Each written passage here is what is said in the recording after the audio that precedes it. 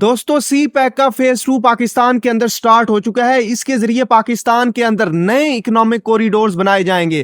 Phase 2 से पहले phase 1 था, उसके अंदर पाकिस्तान के अंदर $25 बिलियन की इन्वेस्टमेंट आई। $25 बिलियन की इन्वेस्टमेंट चाइना पाकिस्तान के अंदर कर चुका है। लेकिन चाइना का ये जो इनिशिएटिव है सी पैक BRI क्या है आपको बता दूं। BRI belt and road initiative, China चाहता है कि मैं अपनी मार्केट से जो चीजें बनाऊं उसको यूरोप भेजूं, अफ्रीका भेजूं और मिडल ईस्ट के भेजूं।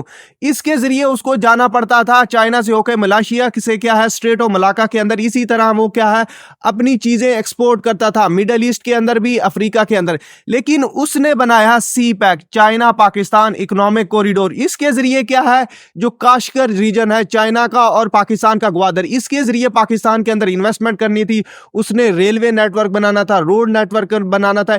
इसी तरह क्या वो अपनी अब एक्सपोर्ट पाकिस्तान के जरिए करेगा मिडल ईस्ट के अंदर, अफ्रीका के अंदर और रेस्ट ऑफ द यूरोप। इस तरह क्या है चाइना का ये जो फ्लैगशिप प्रोजेक्ट है BRI का वो है सी पैक। सी पैक के जरिए पाकिस्तान के अंदर इन्वेस्टमेंट हो रही है और इसका फेज 2 चल रहा है। फेज 2 के अंदर पाकिस्तान के अंदर स्पेशली जॉब क्रिएशन का एक कॉरिडोर है, जिसके जरिए जॉब की जो क्रिएशन है वो बहुत ज्यादा होगी, पाकिस्तानियों को जॉब मिलेगी। इनोवेशन जो रिसर्च है, जो टेक्नोलॉजी है, स्टूडेंट को बहुत ज्यादा मौके दिए जाएंगे। इसी तरह ग्रीन एनर्जी, पहले पाकिस्तान के अंदर बहुत बड़े पावर प्लांट लगाए जाएंगे। इसी तरह क्या अब जो ग्रीन एनर्जी है जैसा कि विंड होगी, सोलर होगी, हाइड्रो होगी, इसके ऊपर डेवलपमेंट की जाएंगी। इसी तरह रीजनल डेवलपमेंट जो कि इंफ्रास्ट्रक्चर का जो नेटवर्क है वो भी जाया जाएगा।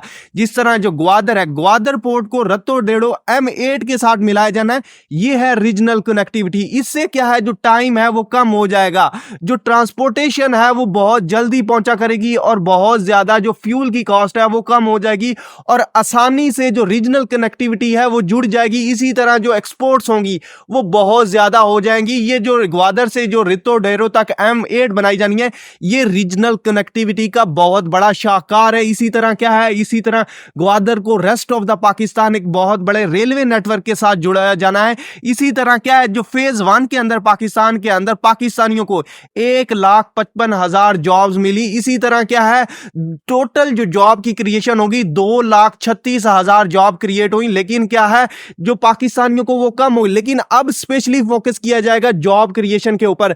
मतलब अगर 5 लोग क्या है एक जॉब के ऊपर हैं तो उनमें से 3 पाकिस्तानियों को मिलेगी, एक चाइनीज इंजीनियर को मिलेगी।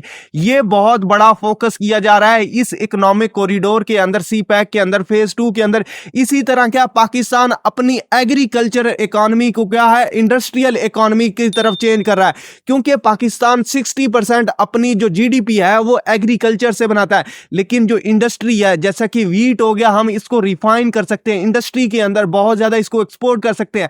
कपास है, चावल है, गन्ना है, मेज है, बहुत सारी चीजें हैं। पाकिस्तान इंडस्ट्रियल इकोनॉमी की तरफ शिफ्ट हो रहा है। इसी तरह क्या दुनिया इंडस्ट्रियल इकोनॉमी की तरफ शिफ्ट हो चुकी है, लेकिन पाकिस्तान नहीं हुआ। इसी तरह क्या पाकिस्तान 5E फ्रेमवर्क के ऊपर काम कर रहा है, जिसके अंदर पाकिस्तान एक्सपोर्ट बहुत ज्यादा करेगा।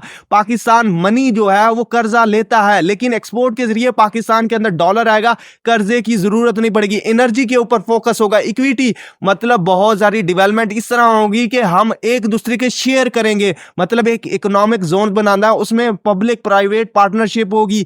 जो ई-कॉमर्स है पाकिस्तान के अंदर टेक्नोलॉजी की एडवांसमेंट की जाएगी और एनवायरमेंट फ्रेंडली जो इकोनॉमिक जोन्स हैं वो बनाए जाएंगे। इसी तरह पाकिस्तान के अंदर जो 9 से 8 जो इकोनॉमिक जोन्स हैं वो काम कर रहे हैं। इससे क्या है जो रीजनल कनेक्टिविटी ग्वादर से बढ़ेगी। इसी तरह क्या है पूरी जो दुनिया की एक्सपोर्ट है वो पाकिस्तान से होकर गुजरेंगी और चाइना पाकिस्तान से एक्सपोर्ट करेगा। पाकिस्तान की इकोनॉमी फ्लोरिश होगी, पाकिस्तान की इकोनॉमी को बहुत अच्छा रिस्पॉन्स मिलेगा, लोगों के लिए रोजगार मिलेगा, लोगों के लिए बहुत ज्यादा आसानी से जो इलेक्ट्रिसिटी की तक अवेलेबिलिटी है वो होगी। इसी तरह आप क्या कहते हैं इसके बारे में अपना कमेंट बॉक्स में अपना ओपिनियन दीजिएगा। और इस सूरत हाल के अंदर आपने गजा को बिल्कुल नहीं भूलना, गजा को सपोर्ट करते रहें। की watching, stay tuned with us, may Allah bless you, Allah Hafiz.